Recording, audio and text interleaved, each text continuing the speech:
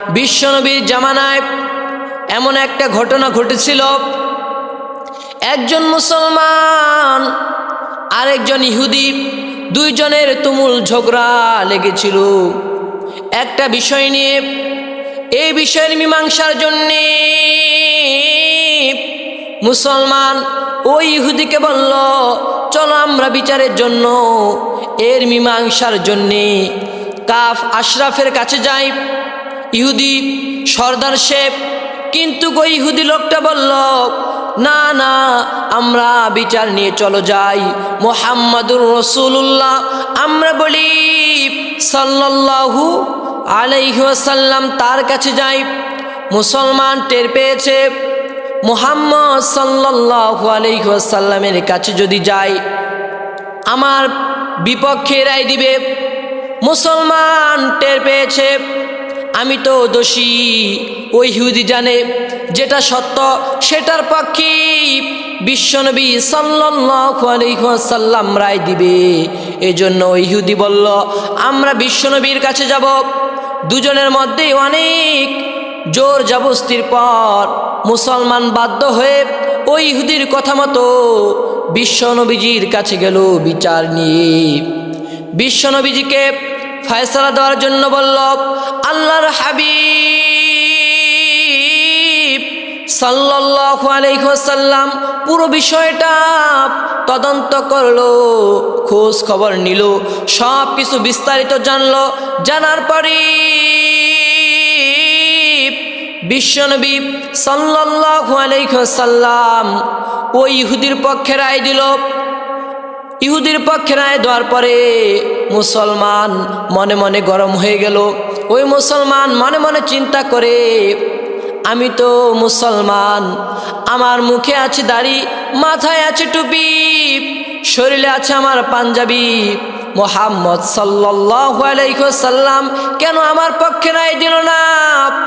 বাইরে আসার পরে ওই মুসলমান ওই ইহুদিকে ডেকে বলে, ও ইহুদি, এই বিচার আমি মানি না, এই বিচার এই ফয়সালা আমি মানি না, চলো আমরা ওমরের কাছে যাই। ওই মুসলমান চিন্তা করেছে মনে মনে, যদি ওমরের কাছে যাই, ওমর তো কাফিরদের ব্যাপারে খুবই কঠোর, কাফিরদের কি ওমর একেবারে দেখতে পারে না। মুসলমান এই চিন্তা করেছে। ওই ইহুদির মনে মনে এই ধারণা হয়েছে, মুহাম্মদ সাল্লাল্লাহু আলাইহি ওয়াসাল্লাম যেহেতু আমার পক্ষে রায় দিয়েছেন, তিনি তো নেতা, আর ওমর তো তার কর্মী, নেতা যেমন কর্মীও হবে তেমন। ওই ইহুদিও মুসলমানের সাথে ওমর রাদিয়াল্লাহু তাআলা আনহুর দরবারে গিয়েছে। ওমর রাদিয়াল্লাহু আনহুকে গিয়ে ওই মুসলমান বলে, ওমর ইবনুল খাত্তাব, আমাদের দুইজনের মধ্যে একটা বিষয় নিয়ে ঝগড়া হয়েছে, দ্বন্দ্ব হয়ে গিয়েছে। আমরা এই দ্বন্দ্বের জন্যে, এটার একটা ফয়সালার জন্যে বিশ্বনবীর কাছে গিয়েছিলাম। ওমর, বিশ্বনবী তো ইহুদির পক্ষে রায় দিয়ে দিয়েছে, তুমি বিষয়টা দেখো এবং চিন্তা ভাবনা করো, করার পরে আমার পক্ষে রায় দাও। ওমর রাদিয়াল্লাহু আনহু বললেন, তোমরা কি বিশ্বনবীর কাছে গিয়েছ? বিশ্বনবী তো ইহুদির পক্ষে রায় দিয়েছে।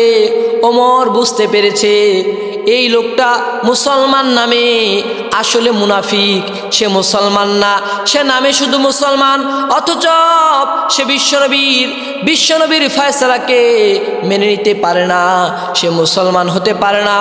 ওমর রাদিয়াল্লাহু আনহু বলল, তোমরা দামো, তোমরা এই জায়গায় একটু থামো, আমি আসতেছি।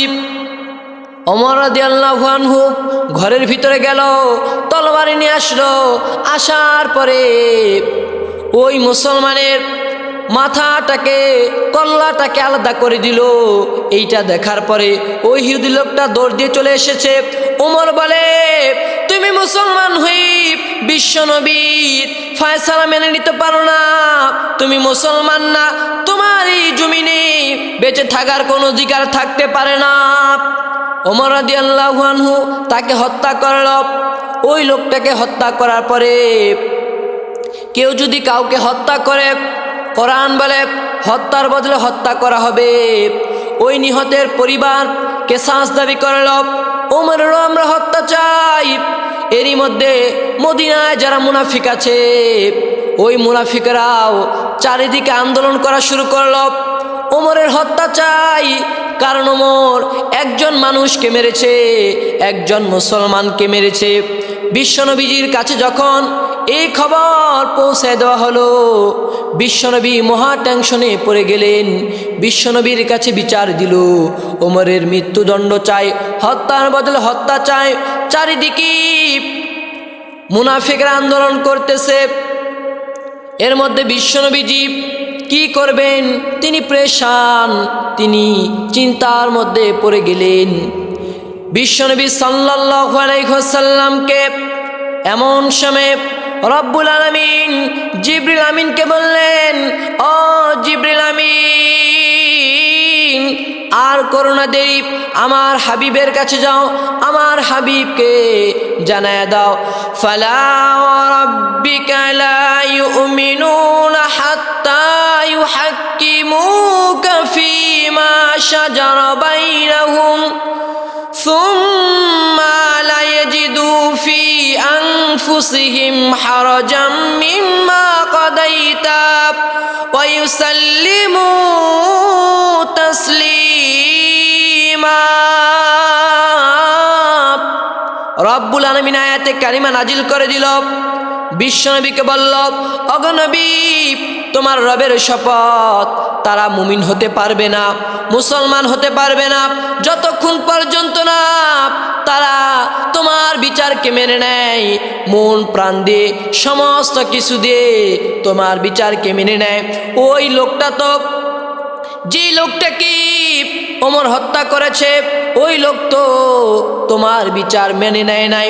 অতএব ওমর যেইটা করেছে, ওমর কোনো ভুল করে নাই, ওমর একজন বরঞ্চ মুনাফিককে মেরে ফেলেছে।